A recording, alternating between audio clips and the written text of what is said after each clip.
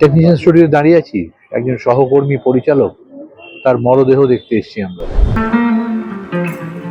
এর থেকে দুঃখের কিছু নেই, এর থেকে কষ্টের, বেদনার আর কিচ্ছু হতে পারে না।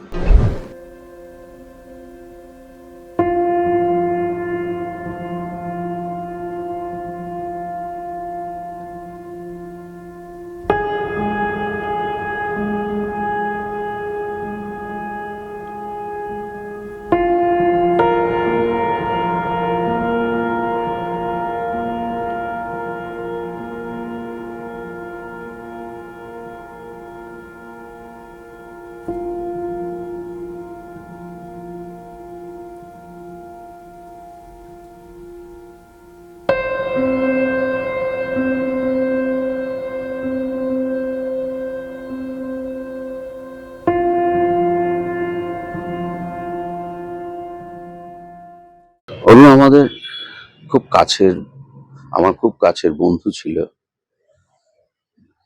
আমরা সিনেমা নিয়ে আমাদের প্রচুর লড়াই ঝগড়া তর্ক।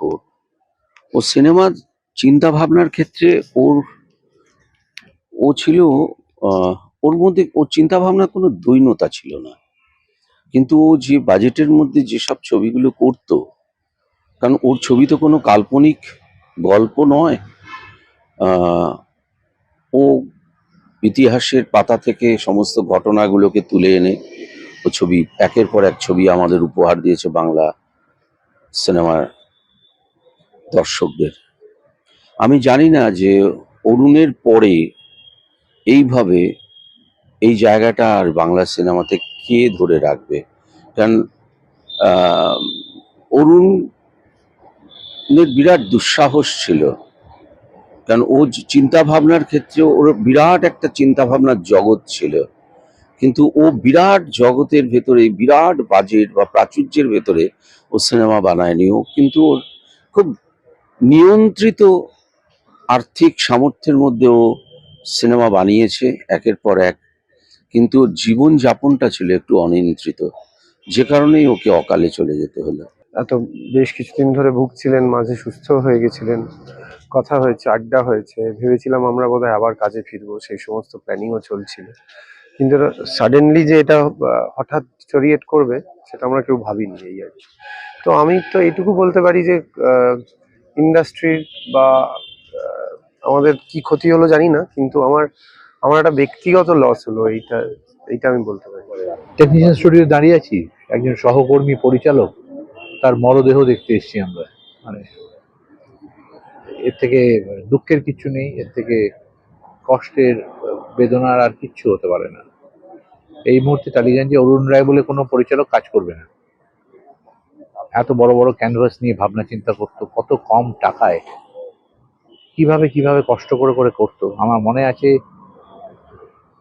একটা ছবিতে আগুন জ্বালাবার খুব দরকার ছিল, অত আগুন জ্বালাবার কাঠ অ্যাফোর্ড করা যাচ্ছিল না। পুরনো খবরের কাগজ সব স্তূপ কিনে এনে সেগুলো জ্বালিয়ে জ্বালিয়ে জ্বালিয়ে জ্বালিয়ে সে আগুনের এফেক্ট তৈরি করা, স্বপ্নটাকে সত্যি করার জন্য অরুণ সেগুলো ভাবতে পারতো। অরুণ যত্ন নিয়ে ছবি বানাতো। অরুণ শুধু নিজের যত্নটুকু নেয়নি, অরুণ নিজের যত্ন নিলে আমাদের আরো অনেক ওরকম ভালো ছবিও দিতে পারতো। অরুণের কাছ থেকে আমরা বড় বড় ভাবনা, ইতিহাস সচেতনতা যেরকম শিখবো, সেরকম যেন এটাও শিখি যে নিজের যত্ন নেওয়াটাও খুব দরকার।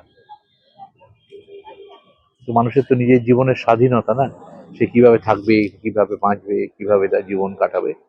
অরুণ সেই স্বাধীনতা অর্জন করেছে, তার বিনিময়ে আমরা আজকে একটু দুঃখ পাচ্ছি।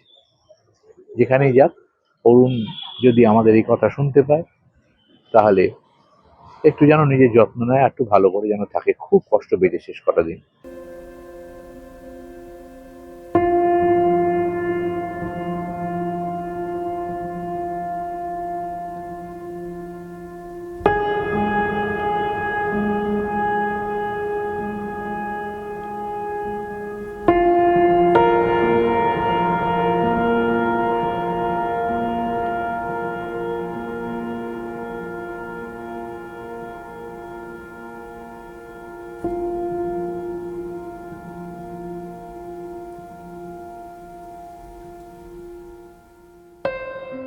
গালাগালি দেওয়ার লোক চলে গেল, ভালো ইতিহাস নিয়ে কাজ করার পড়াশোনা করার মানুষ চলে গেল, ব্যাস।